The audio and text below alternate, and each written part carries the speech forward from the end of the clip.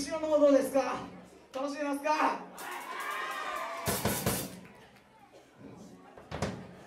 こんな仕切りないとこでさ、ガムテープしか貼ってないのにさ、すごい暴れてくれんじゃん。だけどさ、暴れてもさ、出ないんだよね。それはちょっと尊敬する。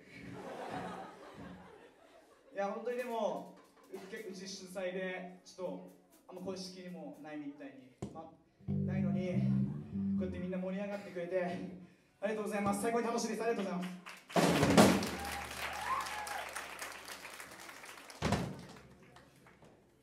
俺らなんかいつもこういう感じの曲ばっかやってて、今オリジナル曲4曲ぐらい持ってるんだけど、まあ今の曲も含めて、まあ3曲はこんな感じのばっかやってるんだけど、ちょっと1曲だけ、最近作ったバラードの曲があって、今日それやろうと思います。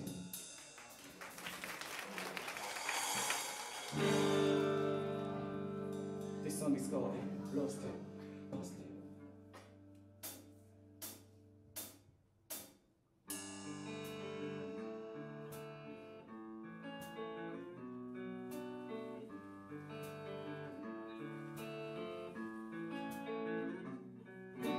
一人夜空を見上げた悲しい何もかも忘れたくて君にもらったあのプレゼントを思い出せない